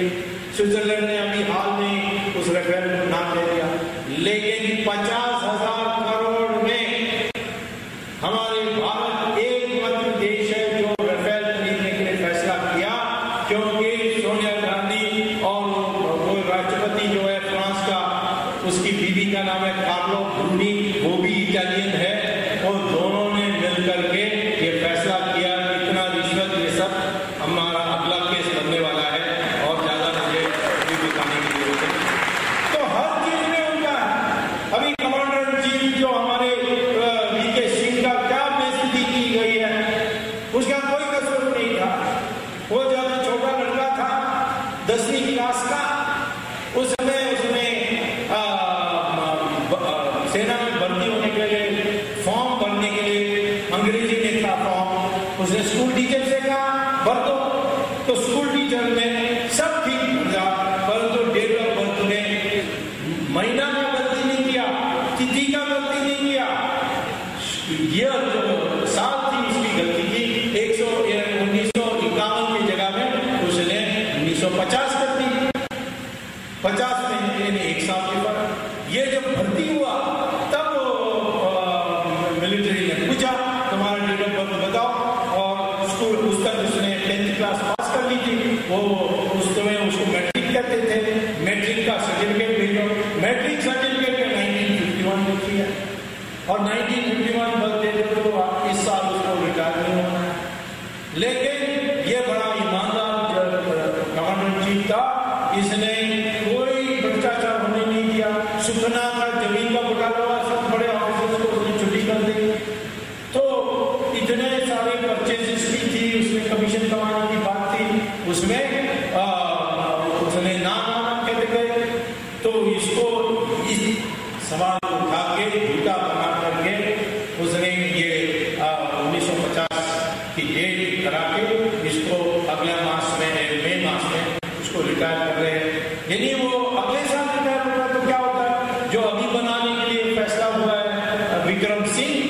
नहीं बनता। विक्रम सिंह कॉन्गो में गया था, उसका वहां नाम खराब, कश्मीर में गया उसका वहां नाम खराब, उसके बेटी ससुराल बहू है वो तो पाकिस्तानी है। तो ये सारे होते हैं, इसको क्यों हुआ? और भ्रष्टाचार में महिर है। तो इसीलिए ये सारे लोग जो सेना की खर्चे खरीदी में कमीशन कमाने चाहते हैं, उन्होंने ये किया। इसके पीछे भी सोनिया गांधी है। अब क्या कर रहे हैं मनमोहन सिंह की हाल ये है, लोग कहते हैं कि कैसा है मनमोहन सिंह जो है, यानी सिंह तो लायन होता है। मैंने कहा देखो सर्कस में 5 सिंह होंगे और एक दुबला पतला रिंग मास्टर होगा, और वो कहेगा ऊपर चढ़ो, और ये सिंह सब ऊपर चढ़ेंगे, सीढ़ी पर चढ़ेंगे, मेज पर चढ़ेंगे। एक सिंह के पास इतनी ताकत है कि वो पंजे से मारे इस रिंग मास्टर को मर जाएगा। तो वैसे ही सिंह है हमारी मनमोहन सिंह, सर्कस का सिंह है। और ये सोनिया गांधी कहेगी ऊपर चढ़ो, ऊपर चढ़ेंगे। प्रधानमंत्री के पद के पास इतनी ताकत है, अभी ये हाल है। तो वो चुप बैठे और कहते हैं मैं क्या करूं, ये हाल है। जैसे भीष्माचार्य द्रौपदी का वस्त्र देखते रह गए, ऐसे ये भी देखते हैं मैं विवश हूं। वही कहा था कृष्ण भगवान ने कहा था अर्जुना को, कहा कि ये नैतिकता के सवाल पर मत जाओ, इसने अपराध किया इसलिए देखते रहा। तो मनमोहन सिंह की बारी आएगी, परंतु अभी इसको नहीं भेजना है, क्योंकि इसकी जगह खाली अकेला होगा तो और भी देश का नुकसान होगा। अभी रहने दो, इससे यूपीए और भी नीचे जाएगी और चुनाव में अगले चुनाव में चली जाएगी। या हो सकता है कि ये यूपी के रिजल्ट बहुत बुरे आएंगे तो राष्ट्रपति अपना विपक्ष का बन जाएगा। तो फिर तो मध्यावधि चुनाव हो जाएगी सितंबर अक्टूबर में, उस समय नई सरकार आ जाएगी और उसमें मनमोहन सिंह की छुट्टी हो सकती है। तो मैं आज ये आपको ये भूमिका बताने चाहता हूँ कि इतना बड़ा घोटाला, 60,000 करोड़ की रिश्वत इस तरीके से किया गया, और हमारी सुप्रीम कोर्ट नहीं होती तो ये सब बाहर नहीं आती। इसीलिए मैं पहले तो बधाई दूंगा सुप्रीम कोर्ट को कि आपने देश को एक आशा दिखाई। अब सुप्रीम कोर्ट को भी किस तरीके से दबाना, किस तरीके बदलने तो सोच रहे हैं, तो देखा जाएगा। मुझे लोग पूछते हैं अच्छा ठीक है इन लोगों ने कमा लिया तो क्या बुरा है, काम तो हो रहा है, काम ऐसा नहीं हो रहा। ये पैसा कहाँ जाता है? ये पैसा जाती है, आधा तो यहाँ रह जाती है, आधा विदेश चली जाती है। विदेश कौन से रूट से जाती है? हवाला के रूट से जाती है। हवाला कहाँ से जाती है? दुबई के रास्ते से जाती है। दुबई से रास्ते से जाती है तो दुबई में पकड़ किसका है? पाकिस्तान का है, ISI का है। तो कोई भी हवाला का होगा वो पाकिस्तान को सलाम भरे बिना जिंदा नहीं रह सकता है दुबई। तो पाकिस्तान की ISI को सब पता है कि कौन से मंत्री का कितना खाता है, कौन सी बैंक में है, कब जमा हुआ है, ये सारी विवरण ये हवाला वाले दे देते हैं पाकिस्तान। इसीलिए पाकिस्तान के खिलाफ हमारे मंत्रियों को किसी को हिम्मत नहीं है स्टैंड लेने की। ये जो अफजल गुरु है उसको सुप्रीम कोर्ट ने कह दिया फांसी दे दो, क्यों नहीं दिया अभी तक? इतने साल हो गए, 5 साल नहीं दिया। डरे हैं कि भाई हम करेंगे फिर पाकिस्तान हमारी बैंक अकाउंट का खुलासा कर देगी, फिर हम लोग खत्म हो जाएंगे। ये ब्लैकमेल हो रहे हैं हमारे मंत्री सारे पाकिस्तान से। ये भ्रष्टाचार के कारण, पैसा विदेश में भेजने के कारण ये हाल हो गए। इसी प्रकार से वो बैठा कसा, वो तो चिकन तंदूरी रोज खाता है, वो तो कहता है कि इतना अच्छा जीवन मुझे पहले कभी नहीं था। यानी इंडिया का जेल में जो मैंने जीवन बिताया वो तो पाकिस्तान में नहीं बिता सका। तो ऐसे क्यों उसको भी छोड़कर रखा, क्यों? यही कारण है। पाकिस्तान के लोग आते हैं हमारे देश में, पाकिस्तान में ट्रेन होकर आते हैं, जिस कैंप से आते हैं वो भी जानते हैं, तब भी हम जाकर के बमबारी नहीं कर सकते उस कैंप की, डरते हैं। अमेरिका ओसामा बिन लादेन के लिए अंदर घुसा, उसके घर में गया, उसको गोली से मार दिया और उसको दफन करने के बजाय उसकी उसको क्रिमेशन करा करके उसकी सारी जो रिमेन्स थी, अंत्येष्टि थी, उसको उसने समुद्र में डाल दिया। क्या कर सका पाकिस्तान? हम क्या दाऊद इब्राहिम को ऐसे नहीं पकड़ सकते? नहीं करते हैं, क्योंकि पाकिस्तान क्या कर देगा हमारा। तो पहला कमजोरी है, तुम्हारे नेता सब कमजोर हो जाते हैं। भ्रष्टाचार को ये मत समझिए कोई सौदा है, राजनीतिकों को इलेक्शन लड़ना है इसीलिए उसको पैसा देना है, जब पैसा की जरूरत होती है। ये तो मैं कहता हूँ इसी हालत में ये जो गुप्त रूप से पैसा जमा होती है ये बड़ा डेंजरस है। दूसरा है ये पैसा आज हमारी महंगाई के कारण है, क्योंकि गवर्नमेंट ने एक नई पॉलिसी बना दी कि जो एग्रीकल्चर का जो उत्पादन है उसमें फॉरवर्ड ट्रेडिंग हो सकती है, माने उसको आप खरीद सकते हो आज और कल के दाम का आधार पर बेचने के लिए तैयार हो सकते हो, उसको फॉरवर्ड ट्रेडिंग कहते हैं। तो आज क्या होता है कि जिनके पास कैश है वो जाते हैं होलसेल मार्केट में, थोक बाजार में, और किसान को कहते हैं लो पैसा मैं तुम्हारी खरीदी तुम्हारी उत्पादन दे दो, उसको लेकर कोल्ड स्टोरेज में रखता है, शॉर्टेज हो जाती है। हमारे देश में बढ़ती जा रही है ग्रोथ रेट 8% 9% की हम ऐलान करते हैं, तो फिर ये शॉर्टेज कैसे हो सकती है सब्जी की, तेल की, चीनी की? ये क्योंकि है ये जमाखोर लोग उसको पैसे के आधार पर उसको खरीद लेते हैं और उसको रख देते हैं और फिर दाम बढ़ती है, दाम बढ़ने के बाद ऊपर जाकर उसको बेचते हैं। अब सितंबर में बेच दिया थोड़ा दाम कम है, यानी नवंबर में बेच दी तो दाम आज कम है, और कल फिर ऊपर जाएगा नीचे जाएगा, जैसे ऊंचाई को कमा सकते हैं। आज जो महंगाई का सीधा कारण है भ्रष्टाचार है, तो ये अपना ऊपर असर है। हमारे देश में जो आम जनता की वस्तुएं हैं उसकी उत्पादन कम होते जा रही है और विलासी वस्तुओं के सामान बढ़ते जा रहे हैं। क्यों? कारण क्या है? कारण ये है कि जो जिनके पास काला धन है वो तो फैक्ट्री नहीं बना सकते, इनकम टैक्स वाले पीछे आ जाते हैं, तो वो अपना विलासीय जीवन बिताते हैं, उनमें बड़े बड़े महल बनाते हैं, उसमें एक एक कमरे में एयर कंडीशनर, बाथरूम में भी एयर कंडीशनर, और इन सारी विलासी वस्तुओं की जो इंडस्ट्री है उसकी जो मुनाफा बढ़ते जाती है। आज हमारे देश की इंडस्ट्रियलिस्ट कहते हैं हम क्यों ये कपड़ा बनाएं, ये क्यों आम जनता की उत्पादन करें, हम तो विलासी वस्तु प्रोड्यूस करेंगे, BMW करेंगे, मर्सिडीज बेंच करेंगे, एयर कंडीशनर करेंगे, तो हमें 25% रेट ऑफ रिटर्न मिलती है और इसमें सिर्फ 5% मिलती है। तो आज 70% हमारी पूंजी है वो प्रत्यक्ष और अप्रत्यक्ष रूप से जा रही है विलास वस्तुओं के उत्पादन। तो आपकी सारी इकोनॉमी उल्टा हो रहा है। फिर उसी प्रकार से हमारी जो पैसा है जो विदेश जाती है उसके लिए चिदम्बरम साहब ने पार्टिसिपेटरी नोट बनाई है। वो क्या है? कागज है, वो जाके आप विदेश में खरीद सकते हो, इंडियन पासपोर्ट दिखा करके उसको यहाँ वापस ला सकते हो और उसको स्टॉक मार्केट में लगा सकते हो। स्टॉक मार्केट ऊपर नीचे आज क्यों जा रहा है? ये विदेश हमारी पैसा जो वहां से जाकर वापस आती है, और मॉरिशस के रास्ते से आएंगे तो आपको कैपिटल गेन टैक्स भी देना होता है।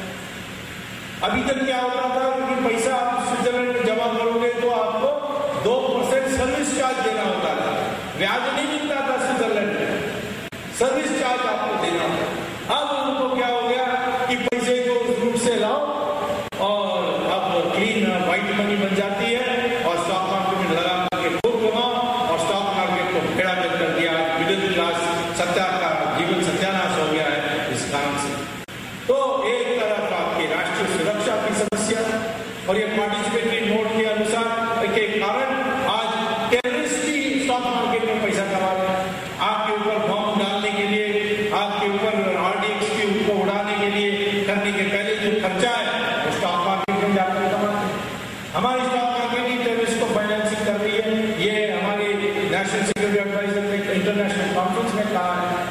तो इतनी व्यापक असर है भ्रष्टाचार का कि ये देश डूब जाएगी यदि हम इसको मिटाएंगे नहीं। और मिट सकता है, ये मत सोचिए कि भ्रष्टाचार मिट नहीं सकता है। इसके 2 स्तर पर हमें काम करनी है। पहला स्तर है कि जो यानी भ्रष्टाचार करते हैं उनको पकड़ना चाहिए, उनको अंदर करना चाहिए। उसके लिए मेहनत करनी पड़ेगी, करेंगे तो असर पड़ेगा। और ये शुरुआत हो गई है। दूसरा है कि हम ऐसे यंत्र का उपयोग करें जिसमें विवेक अधिकार ऑफिसरों का ना हो। जैसे रेलवे रिजर्वेशन में पहले स्टेशन मास्टर को खुशामद करो, फिर उसके बाद टिकट कलेक्टर को खुशामद करो। कभी आपको मेरिट पर वेटिंग पीरियड के अनुसार आपको रिजर्वेशन नहीं होगी। फिर ये कंप्यूटराइजेशन के कारण आज भ्रष्टाचार रिजर्वेशन में न्यूनतम हो गई, यानी है बहुत कम हो गई। तो इसी प्रकार से लैंड रिकॉर्ड्स मांगने के लिए आपको ऑफिसर को बख्शीश देना होता था, आज वो इंटरनेट से आप डाउनलोड कर सकते हैं। तो यंत्रों से भी हो सकता है। पर तो लंबे काल के लिए क्या था कि हमारे देश 1600 साल पहले माना जाता था कि 16 साल से 600 साल तक, इस 1000 साल की पीढ़ी में जब हमें थोड़ा कुछ दस्तावेज है, उसके अनुसार दुनिया के सबसे ईमानदार देश मानी जाती है। चाइना से आए पासियन 400 AD में हमारे यहाँ संस्कृत के ग्रंथ को इकट्ठा करने के लिए बौद्ध धर्म पर, और उन्होंने पुस्तक लिखा कि एक बात है हिंदुस्तान के बारे, यहाँ की जनता दुनिया के सबसे ईमानदार लोग हैं। क्यों है? क्योंकि वहाँ अपने घर से बाहर निकलते हैं तो घर का ताला नहीं लगाते।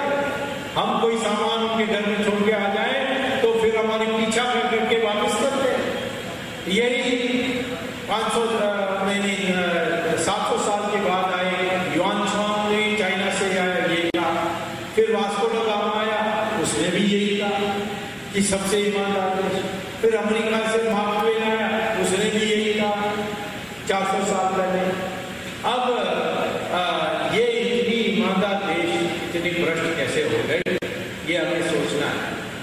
हम ईमानदार इसलिए थे क्योंकि हमारी जो सिद्धांत थी, हमारी जो संस्कृति थी, उसमें पैसे के आधार पर हमने समाज में प्रतिष्ठा पा नहीं सकते थे। हमारे देश में जो सबसे ज्यादा समाज में प्रतिष्ठित व्यक्ति थे वो ज्ञानी होते थे, और उनका पास कोई शस्त्र नहीं था, उनके पास कोई धन नहीं था, उनके पास कोई जमीन नहीं था। ऋषि भृगु ने एक बार कहा था ऋषि भारद्वाज को कि समाज को स्थिर करना है तो विकेंद्रीकरण करना है। 4 सत्ता के आयाम है, उस आयाम को बांट देना चाहिए। तो भृगु भारद्वाज ने पूछा कौन से 4 है? उन्होंने कहा पहला सत्ता का हिस्सा है ज्ञान से सत्ता मिलती है, सत्ता की शक्ति मिलती है। दूसरा है शस्त्र, तीसरा है धन, चौथा है जमीन यानी भूमि। ये 4 हैं, इनको ऐसा बांट देना चाहिए किसी व्यक्ति के पास एक से ज्यादा नहीं होना चाहिए। जिसके पास ज्ञान है उसके पास शस्त्र नहीं होना चाहिए, उसके पास भूमि नहीं होना चाहिए, उसके पास धन नहीं होना चाहिए। उसी को ब्राह्मण कहा है। ब्राह्मण वो नहीं है जो ब्राह्मण घर में पैदा हुआ, ब्राह्मण है जो अनुशासन पर उस अनुशासन के साथ चलता था। ज्ञानी होना चाहिए, उसके पास कुछ शस्त्र नहीं होना चाहिए, उसके पास कोई धन नहीं होना चाहिए, उसके पास कोई जमीन नहीं होना चाहिए। वो होता था ब्राह्मण। आज हो गया ब्राह्मण जो ब्राह्मण घर में पैदा होता है, माँ बाप ब्राह्मण है ब्राह्मण। तो ऐसा होता तो फिर वेद व्यास कैसे महर्षि माने जाते होते थे? वेद व्यास की माँ को मछुआरा थी और उन्होंने आमंत्र लिखी। वैसे ही वाल्मीकि को कहते हैं कि उनके माँ बाप दलित थे, वो महर्षि बने, रामायण की। और कालिदास ये तो जंगल में घूमते थे, पेड़ को शाखा को काटते थे, और उन्होंने बाद में बने कवि और महर्षि बन गए। इसी प्रकार से विश्वामित्र कहाँ ब्राह्मण घर में पैदा हुए, वो तो क्षत्रिय घर में पैदा हुए, परंतु ऋषियों के ऋषि बने विश्वामित्र। तो हमारे इसमें कभी जन्म से नहीं था। ये श्री कृष्ण भगवान कहते हैं गीता में, गुण से बनता है मरना, और यही सब जगह में कहा जाता है। किसी ग्रंथ में पढ़ लीजिए, कभी जन्म से नहीं है, विकृति है, लेकिन जन्म से जुड़ गई।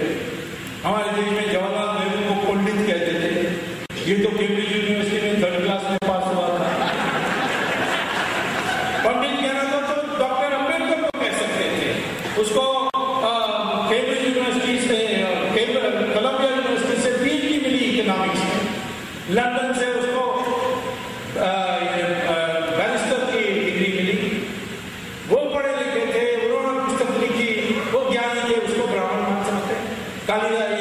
वाल्मीकि को मान सकते तो अम्बेडकर को मान सकते, बट ये सब बन गई है विकृति। ये अब बहुत बढ़ गए हैं हमारे देश में। वैसे जो एकता हमें ढूंढनी चाहिए हमने ढूंढी नहीं। हम सब तो एक है, हमारी सारी डीएनए एक है। आज जो रेस कहते हैं वो तो रक्त का जो ढांचा है उसको डीएनए कहते हैं, और डीएनए आपको बाल से भी पता हो सकता है। चमड़ा का आप स्क्रैच करोगे, वो जो चमड़ा का पीस निकलेगा उससे भी डीएनए पता कर सकते हैं। और मैंने किया है, कई लोगों ने रिसर्च किया, छापा है उन्होंने कि हिंदुस्तान का कश्मीर से कन्याकुमारी, पश्चिम गुजरात से आसाम, जो ये हिंदुस्तान है सबका डीएनए एक ही है।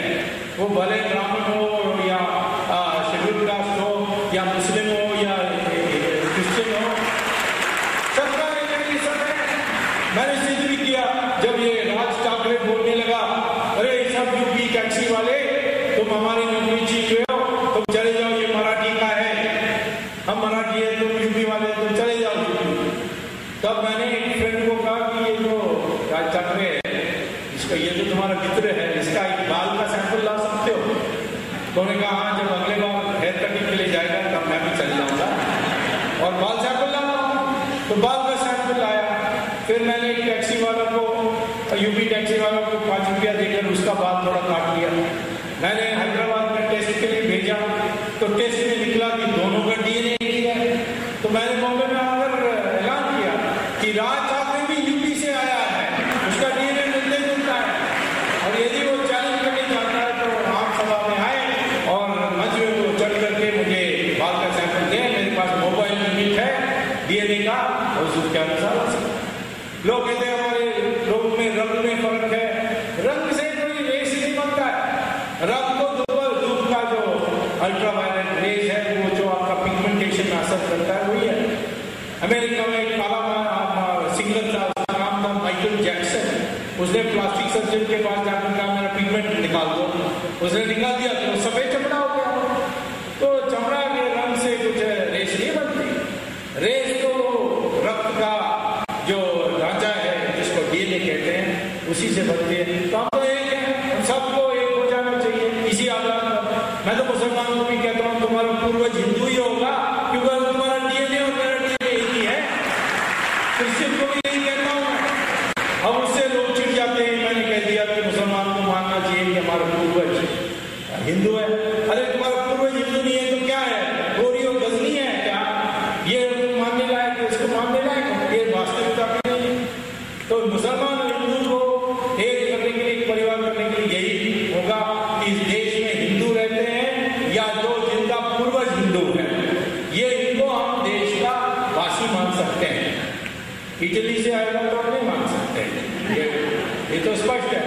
कोई बन जाए नागरिक तो टेक्निकली बन सकता है, पर तो इस देश का जो मूलवासी है, जब उसका जो डीएनए हमारे जैसे, और उसमें हिंदू, मुस्लिम, क्रिश्चियन, ब्राह्मण, शेड्यूल कास्ट सब एक है। तो ये एक ये जो विभिन्नता आई है उसमें कई भ्रष्टाचार पैदा हो गए।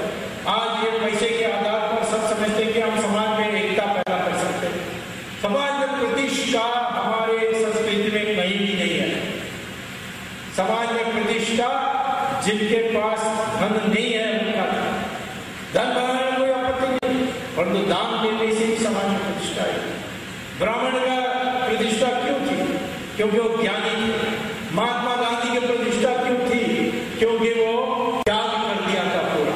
मुझे अमेरिकन स्टूडेंट से पूछा जब मैं पीएचडी करने के लिए गया, ये महात्मा गांधी तुम्हारा नेता कैसा बन गया? मैंने कहा क्यों, वो तो ठीक से कपड़ा भी नहीं पहनता है। मैंने कहा तुम्हारे देश में, देखा हमारे देश में तो सूट बूट और चमका हुआ जूता, तभी नेता मानेंगे। महात्मा गांधी आएगा तो हम उसको जेल में बंद कर देंगे फॉर इंडिसेंट एक्सपोजर, इस आधार पर बंद कर देंगे। फिर मैंने सोचा हाँ ये बात तो सही है। फिर मैंने कहा आपका धार्मिक गुरु से वो भी देखो, को diamond necklace, Ruby necklace, sapphire necklace, silk gown, बड़ी सजकर आते हैं वो, और हमारा सबसे बड़ा धर्म गुरु एक भगवा कपड़ा पहन करके रूठा है। तो इस देश में वो त्याग जो है उसकी पूजा होती थी, और इसीलिए पैसे के लिए लालच नहीं होती थी। पैसे कमाने में बुरा नहीं, पर ये जो लालच आ गई है इसीलिए आज हमारे देश में भ्रष्टाचार बढ़ते जा रहे हैं। जितना पैसा भरा उतना अच्छा है। हमारे विद्यार्थी भी जाते हैं कॉम्पिटिटिव एग्जाम करके IIM में। मैंने उनको लेक्चर देते समय बाद में पूछा, क्यों आए आप यहाँ इतनी मेहनत करके, कॉम्पिटिशन करके? उन्होंने कहा इसलिए क्योंकि यहाँ से हमें MBA डिग्री मिल जाएगी तो हमें 1 लाख पर महीना की नौकरी मिल जाएगी। मैंने कहा बस इसीलिए तुम्हें मार्केटिंग थियरी में दिलचस्पी नहीं, फाइनेंस थियरी में दिलचस्पी नहीं है, ये पैसा बनाना है इसलिए? देखा पैसा है तो सब कुछ हो सकता है। राजनीतिज्ञों भी समझते हैं पैसा है तो चुनाव जीत सकते हैं। हाँ, ये बात समझ ही नहीं है। तमिलनाडु में लोगों ने दिखा दिया, करुणानिधि ने एक वोट को 6,000 रुपया दिया था, लेकिन लोगों ने 6,000 रुपया भी लिया और खिलाफ भी वोट दिया। यही आपको आगे करना है। कोई भी पैसा देना तो ले लो, बट वोट खिलाफ दो। जो ज्यादा खर्च करेगा उसका खिलाफ वोट दे। हमारे देश में वो जो सनातन धर्म की मूल्य है वो दोबारा स्थापित हो जाए कि हमारे देश में पूजा उन्हीं का जो त्याग करते हैं समाज के लिए, जो जितना सरल रहते हैं उसी का ये हो जाएगा तो दीर्घकालीन के लिए हमारे देश में भ्रष्टाचार मिल सकती है। जैसे पहले थे हम दुनिया के सबसे ईमानदार देश, ऐसे ही होंगे। आज भी मैं कह रहा हूँ कि यही हम देख रहा हूँ कि अमेरिका में भी लोग ये सोचने लगे हैं कि हिंदुस्तान यही सिखाता है कि समन्वय होना चाहिए, भौतिकवाद और आध्यात्मिकता, तभी सुखी होंगे। एक उनका बहुत मशहूर एक्ट्रेस, उसका नाम उसका नाम है जूलिया रॉबर्ट्स। उसको ऑस्कर मिली हुई है, करोड़ों रुपए कमाया। वो इंडिया आई शूटिंग के लिए और फिर कहा मुझे एक आश्रम ले जाओ, तो ले गए। वहाँ स्वामी जी ने पूछा क्या प्रॉब्लम है आपका? कहा कि मैंने तो करोड़ों रुपए कमाया, ऑस्कर्स पाए और तुम्हें दिल में शांति नहीं है, मैं क्या करूं? तो उसको 10 दिन रहने बोला, उसको प्राणायाम सिखाया, उसको योगा सिखाया, फिर भगवद गीता की शिक्षा दी और उनको सारी हमारी धर्म की मूल बातें बताई। वो इतनी प्रभावित हुई और कही कि मैं इतनी सुखी हो गई कि वापस अमेरिका गई, प्रेस कॉन्फ्रेंस किया उसने और उसने पति को भी खड़ा किया, बच्चों को भी खड़ा किया प्रेस कॉन्फ्रेंस में और कहा कि आज से मैं, मेरे पति और बच्चे सब हिंदू बन गए, यही एक रास्ता है और कोई हो सकता है दूसरे धर्म से भी होगा, परंतु हमारा एक धर्म में बड़ा स्पष्ट है कि त्याग की पूजा किसी धर्म में ओपनली होती है। यानी जो अपने ही त्याग करते हैं, यानी अपने का दूसरे के नुकसान करने के लिए त्याग नहीं, परंतु अपने की एक उदाहरण प्रस्तुत करते हैं, उन्हीं की पूजा होने वाली धर्म है। इसीलिए सब जगह में देख रहे हैं श्री रविशंकर के आश्रम में बड़े बड़े विदेशी, जब साईं बाबा थे तो खूब बड़े बड़े थे, मनस में शांति ढूंढने के लिए आए। आज सारे साधु सन्यासियों के इसमें स्वामियों का जो आश्रम है उसमें विदेशी तो भरे पड़े। विदेशों में भी आज अमेरिका में बड़े बड़े आश्रम खुल गए। हमारे लोग तो इतने पागल हो गए कि उनको पता नहीं है कौन असली है कौन नकली है। मेरा नाम लेते हैं सुब्रमण्यम स्वामी, ये भी होगा साधु। अब मुझे टेलीफोन आती है कि आप मुझे गीता क्वेश्चन, हम 25 लोग इकट्ठे हो रहे हैं, हम सब आपको 5,000 रुपए, $5,000 देंगे, आप आखिर हमें बताइए भगवद गीता का संदेश क्या है। तो वहां चल रही है। तो धीरे धीरे मुझे लगता है बहुत असर, क्योंकि वहां लोग दुखी है। मैं भी कहता हूँ कि भौतिकवाद, सिर्फ भौतिकवाद तरफ चलेंगे, जितना पैसा कमाएंगे उतना हमें समाज में प्रतिष्ठा मिलेगी, जितना खर्च करके दुनिया को नीचा दिखा सकते हैं उतना अपनी गर्व है। ये जो सारी संस्कृति है ये भ्रष्टाचार को आगे ले जाएगी। इसको मिटाने के लिए, भ्रष्टाचार को मिटाने के लिए आज से हम लोगों को जरूर पैसा कमाना चाहिए, जरूर अपने जीवन का थोड़ा सुख के लिए देखना चाहिए, परंतु उसी समय ध्यान में रखना चाहिए कि लालच ना हो जाए और अपने जो देश के जो मूल सिद्धांत है और जो मूल मूल्य हैं उसके लिए हम करेंगे। यदि ऐसा होगा तो निश्चित तौर पर हम भ्रष्टाचार को दीर्घकालीन में मिटा सकते हैं। जहाँ तक आज प्रक्रिया शुरू हो गई, इसमें अब कोई रोक नहीं सकता और मैं भी चुप नहीं होने वाला हूँ। मैं तो सोने वाला नहीं हूँ जब तक ये सारे पूंजी वाले अंदर चले जाएंगे। और इसके बाद एयर इंडिया का भी घोटाला बाकी है, CWG का भी बाकी है और लोग कहते हैं मुझे इसके बाद जनवरी के बाद कौन आएगा। मैंने कहा कि थोड़ा टारगेट प्रैक्टिस चाहिए तो मैं भद्रा बुलाऊंगा। फिर सीधा सोनिया के पास पहुंचूंगा। तो ये वड्रा कल बेहोश हो गया, पता नहीं उसके बाद समाचार आ गई, मैं उसके पीछे पड़ा हूँ, पता नहीं। लेकिन ये सारे लोग ज्यादा नहीं हैं, और एक बार इन सबको सजा जाएगी तो आगे किसी को हिम्मत नहीं होगी करने के लिए।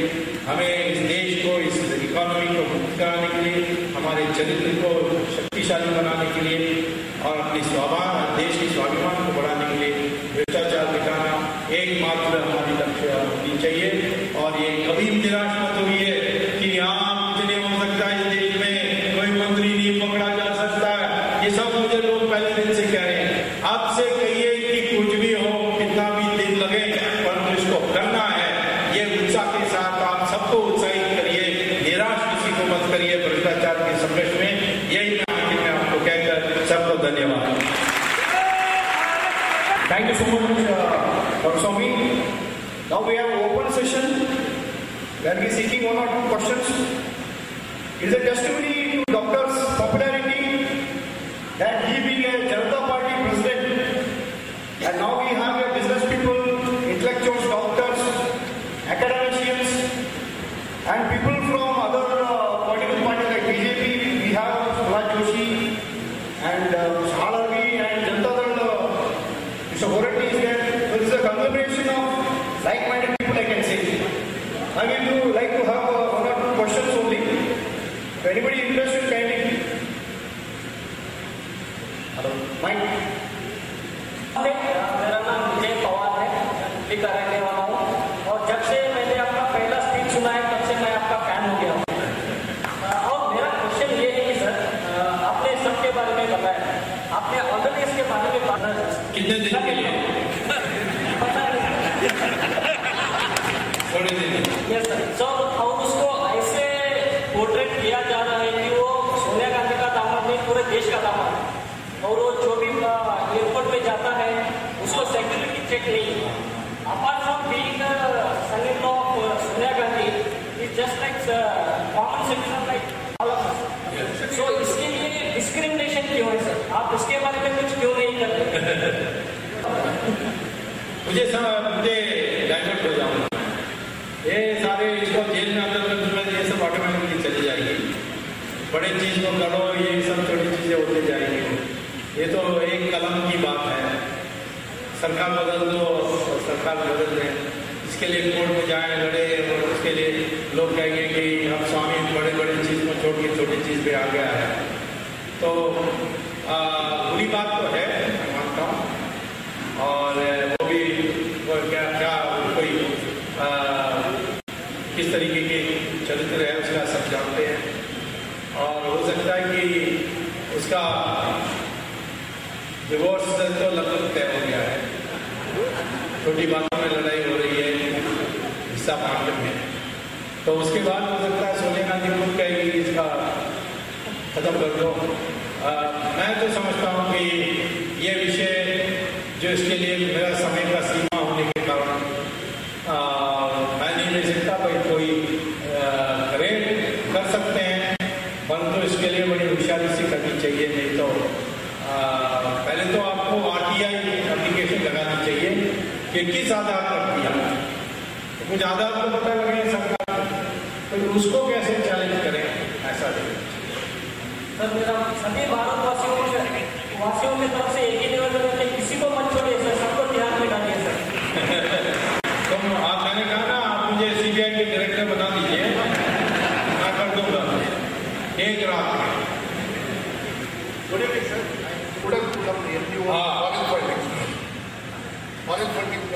कुडनकुलम कैपेसिटी का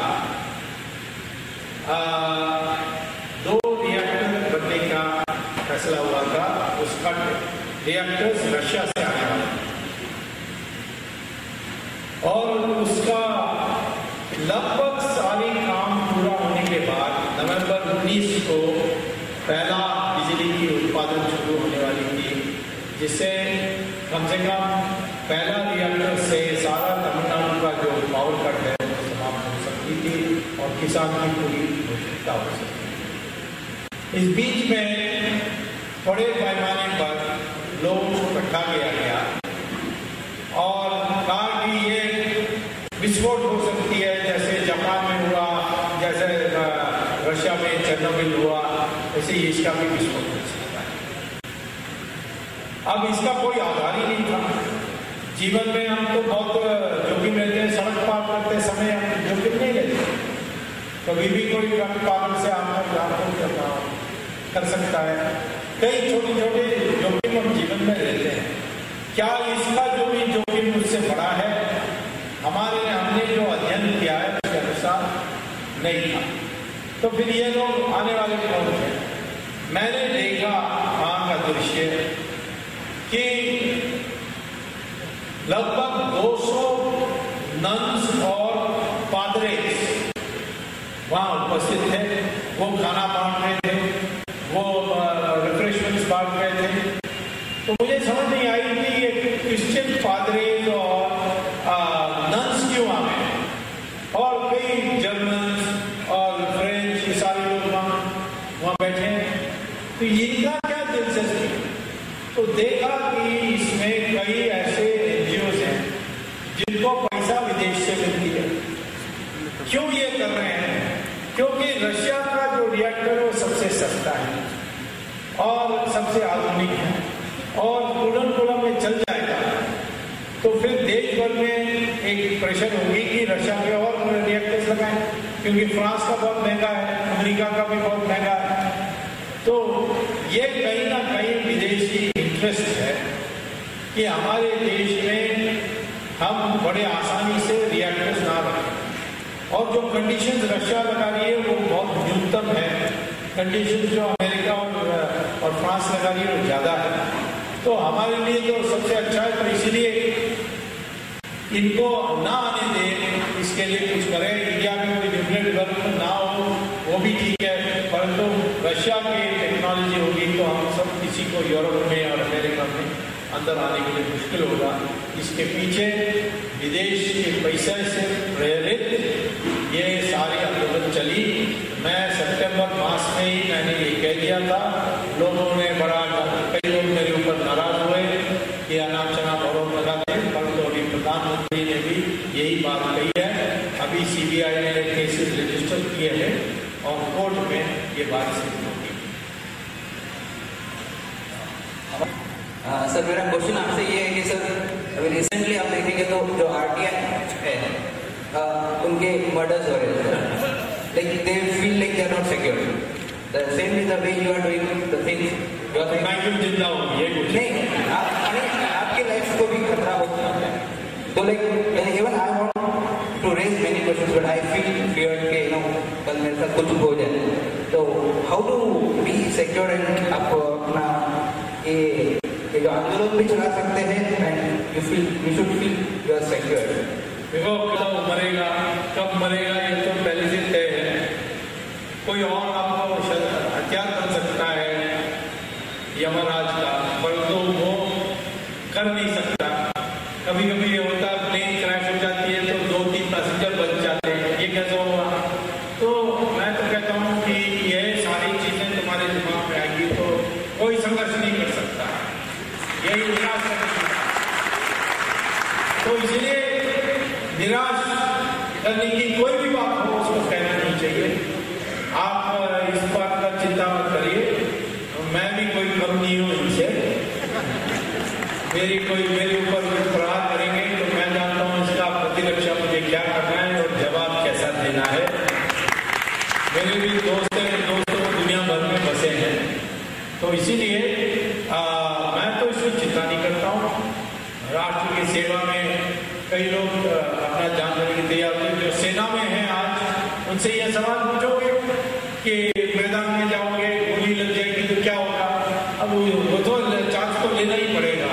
तो इसीलिए मैं कहता हूँ कि उत्साह के साथ रहो, भगवान पर विश्वास करो और आगे बढ़ो।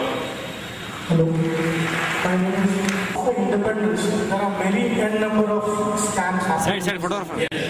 My question here is, whatever the scam is there, the way the voice is raised, after the scam is there, the minister resigns. There is an end of it. No, Not in this one. Yeah, what I mean to say is, why can't there be a provision that entire assets, entire bank accounts be frozen of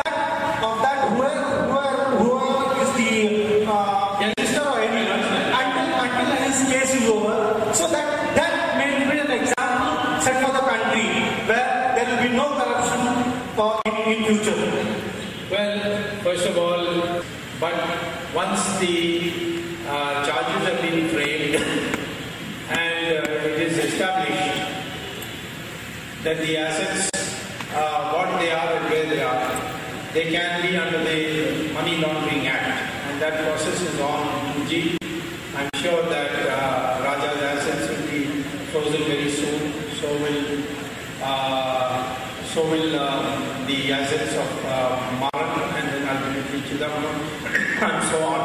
So you can be assured that this question is seized out of our mind, and we will certainly work on it.